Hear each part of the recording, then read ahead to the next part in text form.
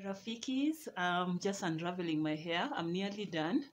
I've had these braids on for 4 weeks. Time for me to take them out, and I hope my hair has grown.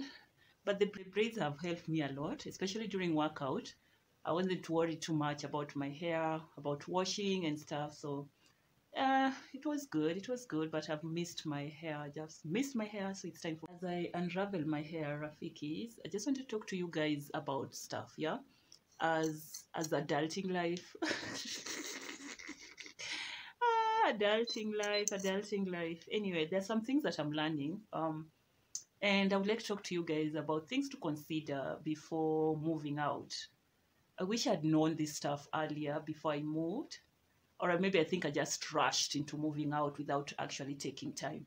But these are the things that I'm actually learning the hard way. So I've just decided, let me share with you guys. So at least some of you, if you haven't moved out, these are some of the things to consider. Yeah.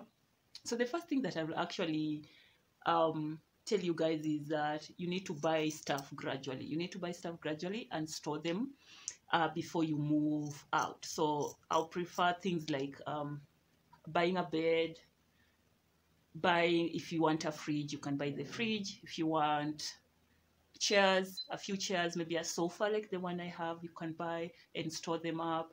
Simple kitchen utensils, maybe toiletry stuff. It is going to save you a lot. Second thing, Rafiki, that I wish I knew, it's the loneliness. You know, when you're living at your parents' house or wherever, when you're living at your parents' house, you always, like, for me, I had curfew. In high school, I had curfew at 6 p.m. I needed to be in the house, and then campus it's shifted to 9 p.m.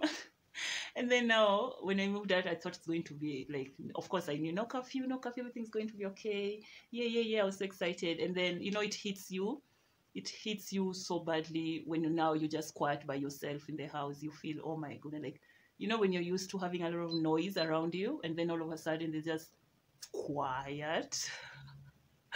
It hits you, because I remember when I moved in, I never used to stay here. I used to go to my family house, and I used to stay there. Like, I used to stay there, like, even for a week. And I'm like, I'm paying rent here and I'm living there. So I think the loneliness was so much, especially during night time. Like, you don't hear noise because it's just you in the house. You don't have anyone to talk to. It's just you. So the loneliness hits you. So that's something else you need to consider. And me being an introvert, of course, I love the peacefulness and being alone and enjoying my own company. I enjoy it. I love it.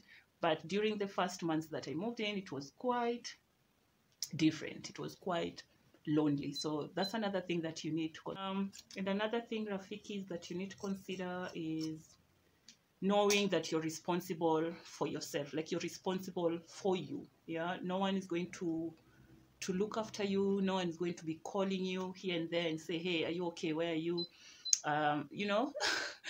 Yeah, so those are the things you need to consider. You're going to be responsible for yourself. You are responsible for yourself. Yeah, because I remember before I moved out, you know, getting those phone calls like, hey, where are you? Are you okay? Please let me know if you're good. Who are you going out? Your safety comes first. Yeah, so that's another thing that you need to consider. Another thing, Rafiki, is that you need to know or consider is taking yourself to the hospital when there's an emergency.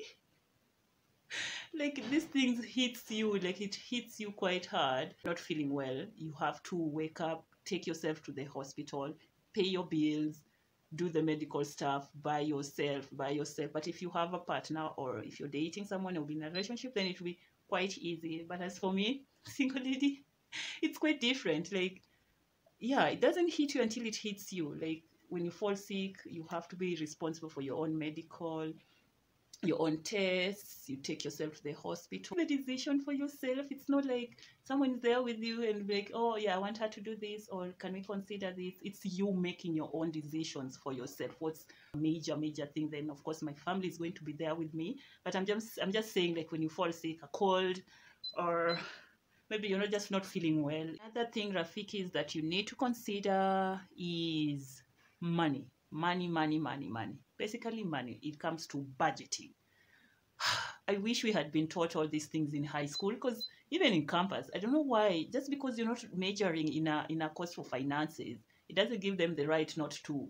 I mean, teach you stuff about finances. Like, these are the things, like, I'm actually learning right now how to handle money. Like, these are the things. So this myself how to handle money, and it's like basic 101. Like, it's quite important for someone to know all these things. I think you need to consider Rafikis. Yeah, how are you going to budget your money? If you're self-employed, how are you going to budget your money? If you're employed and studying like me, how are you going to budget yourself? Yeah, and remember, you're doing further studies, you have tuition fee, and all the bills are still on you, like rent, utility bills, shopping, clothes, medical, they're all on you. So it's quite important to consider that and how you're going to plan yourself. Otherwise, it's going to hit you quite hard. It's going to hit you quite hard. So it's very important for you to consider. There you go, Rafikis. Ooh, and I feel like my hair has definitely grown. So that's a good thing. But definitely I'm not doing braids anytime soon. I just need to wear my hair naturally or do cornrows. I think I'll do cornrows, maybe like 4 cornrows, just because I'm doing a lot of workout. And I don't leave in the comment. Let me know some of the things that you wish you knew before moving out. If you're new here, hey, Karibu. My name is Alice. I deal with lifestyle vlogs, thrift hauls, and everything in between. And today it was all about everything in between. Yeah, and please hit the subscribe button. I'm on the road to 60 subscribers. Can we just reach to 60 subscribers? Share if you care, and I'll see you in my next one. Bye.